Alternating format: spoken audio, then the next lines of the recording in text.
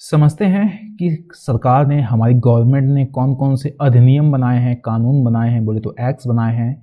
साथ में कौन कौन सी ऐसी पॉलिसीज़ लेकर आई है जो रोकती हैं एयर पॉल्यूशन को। ठीक है, कि मान लो आईएएस मेंस में प्रश्न पूछ दिया जाता है कि गवर्नमेंट ने कौन कौन से स्टेप्स लिए हैं, तो आप क्या लिखोगे। हम बताते हैं आप क्या लिखने वाले हो। स्टार्ट करते हैं। तो पहले जो सबसे पहले आपको लिखना है, ठीक है ना, इसको बाद में नहीं, सबसे पहले लिखना है। यह एक मेन, ठीक है ना, लेजिस्लेशन है किससे निपटने के लिए, एयर पोल्यूशन से। So the air pollution, the air prevention and control of pollution act 1981, ठीक है ना, इसको बोलते हैं एयर पोल्यूशन एक्ट भी बोल सकते हैं।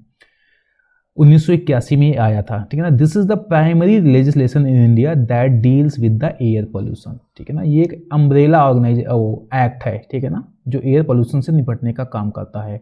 अब मान लो 5 स्टेप आपको लिखने हैं, ठीक है ना। आपने अगर इसको 5वें में लिख दिया ना तो आपको नंबर थोड़ा कम मिलेगा, क्योंकि ये मेन है तो सबसे पहले इसी को आपको लिखना है। ओके, तो क्या करता है ये प्रिवेंशन के लिए, कंट्रोल के लिए, ठीक है ना, एयर पोल्यूशन को रोकने के लिए जितने भी रास्ते हो सकते हैं उनको सुझाता है। ठीक है, साथ में जो इंडस्ट्रियल प्रोसेस होता है वहाँ से किस तरीके से जो एमिशन होता है एयर पोल्यूटेंट, जो एयर पोल्यूशन निकलता है वो कैसे रोकना है, गाड़ियों से कैसे रोकना है, साथ में एयर क्वालिटी की स्टैंडर्ड्स कैसे डिसाइड होने चाहिए, ठीक है ना, किस हवा को अच्छा बोलेंगे, किसको ख़राब बोलेंगे, किसको बहुत ख़राब बोलेंगे और किसको ऐसा बोलेंगे कि ज़िंदगी के लिए खतरा है, वो सारी चीज़ें डिसाइड करता है। कौन सा, ये एक्ट। तो ये आपको याद रखना है। दूसरा, national ambient air quality standards, NAAQS, ठीक है ना, इसको डेवलप किया था सेंट्रल पॉल्यूशन कंट्रोल बोर्ड ने, सीपीसीबी ने, ठीक है ना, इसको बनाया था।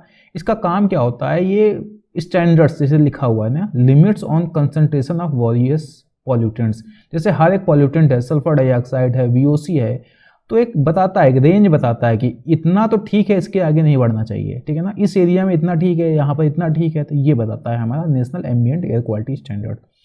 सो ये अपने आप को खुद भी अपडेट भी करता है, जैसे जैसे नई साइंटिफिक नॉलेज सामने आती है। मान लो कोई एक वीओसी था, ठीक है ना, वोलेटाइल ऑर्गेनिक कंपाउंड था, पहले उसके बारे में कम नॉलेज थी तो कहा गया कि कम हार्मफुल है वो, लेकिन बाद में पता चला कि ज़्यादा हार्मफुल है, ठीक है ना, तो उसको अपडेट भी करता रहता है। ठीक है, आगे समझते हैं मोटर व्हीकल एक्ट। जब गाड़ियों की जो पीयूसी है ना, पॉल्यूशन अंडर कंट्रोल, ठीक है ना, शायद यही होता होगा फुल फॉर्म, वो बनाते हो तो वो यहीं से आता है, ठीक है ना। Motor vehicle act provide the regulation of vehicular pollution including setting of emission standard for motor vehicle. जब गाड़ियों से जो भी निकलता है ना पॉल्यूशन, उसको रेगुलेट करने के लिए ये अधिनियम है।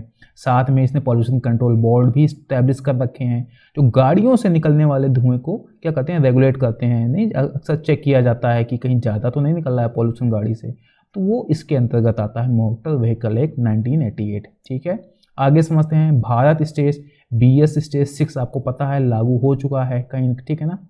तो भारत स्टेज इमिशन स्टैंडर्ड ये बेस्ड है, जो फ्यूल होता है ना, जो ईंधन होता है, पेट्रोल होता है, डीजल होता है, उसका स्टैंडर्ड बताता है। BS स्टेज 1 जो होगा वो ज़्यादा पॉल्यूशन निकालेगा, एयर पॉल्यूशन।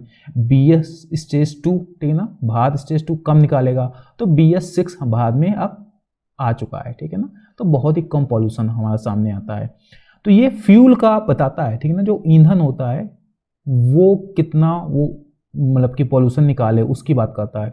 तो BS emission standard are set of standard that regulate the emission from vehicles in India. गाड़ियों से जो एमिशन होता है, ठीक है ना, उसको रेगुलेट करता है, उसके लिए स्टैंडर्ड। ये जो भारत स्टेज है ना, ये बेस्ड है यूरोपियन एमिशन स्टैंडर्ड पर, ठीक है ना।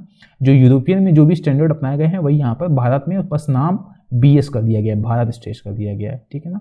और धीरे धीरे इनको ये स्ट्रिक्टर किए जा रहे हैं, ठीक है ना, इनका जो लेवल है वो बढ़ाते जा रहे हैं। जैसे BS 6 standard which was introduced in 2020, 2020 में लागू हो चुका था, शायद दिल्ली से सबसे पहले स्टार्ट हुई थी, ठीक है ना।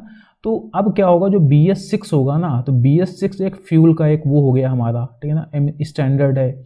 तो गाड़ियां अगर BS 6 डलवाएंगी तो क्या होगा, एमिशन बहुत ही कम होगा, पॉल्यूशन बहुत कम होगा। आगे जो भी स्टैंडर्ड आते हैं, मान लो BS 7 आता है, ठीक है ना, तो वहाँ से और भी कम पॉल्यूशन होगा। ये सल्फर के जो ऑक्साइड निकलते हैं ना एग्जॉस्ट से गाड़ियों के, या नाइट्रोजन के ऑक्साइड निकलते हैं, वो बहुत कम निकलेंगे, ठीक है ना। तो ये भी है, भारत स्टेज इमिशन स्टैंडर्ड भी एयर पॉल्यूशन को कंट्रोल करने में हमारा काम आ सकता है। आगे है national clean air programme NCAP, ठीक है ना, वॉज लॉन्च इन 2019, ठीक है ना, 2019 में इसको लॉन्च किया गया था। इसका मेन टारगेट क्या था कि एयर पोल्यूशन को कम करना। नेशनल क्लीन एयर प्रोग्राम बोले तो एयर पोल्यूशन को कम करना, ठीक है ना। ये था कि 102 शहरों में लगभग अगले 5 साल में 20 से 30% एयर पोल्यूशन कम होना चाहिए। इसको ना भी याद रखें कोई बात नहीं, ये आप याद रखें, ठीक है ना। तो उसका क्या है, this programme includes the variety of measures including the promotion of cleaner energy sources, जो रिन्यूएबल एनर्जी हो सकती है, सोलर एनर्जी हो सकती है, विंड एनर्जी हो सकती है, ठीक है ना, उसको प्रमोट करता है। साथ में जो इंडस्ट्रियल प्रोसेस होता है, जहाँ से एमिशन होता है, जहाँ से वायु प्रदूषक निकलते हैं, उसको रेगुलेट करने की बात करता है। साथ में ये एक बात करता है किसी भी तरीके से जो पब्लिक ट्रांसपोर्टेशन का जो इंफ्रास्ट्रक्चर है उसको कैसे प्रमोट किया जाए, ठीक है ना, उन सब पर ये बात करता है। तो क्या है, नेशनल क्लीन एयर प्रोग्राम, क्योंकि ये जब ये सब स्टेप उठाए जाएंगे तभी तो हवा साफ होगी, ठीक है। तो ये हमारे क्या है, स्टेप्स हैं जो गवर्नमेंट ने लिए हैं, किससे, एयर पोल्यूशन से निपटने के लिए।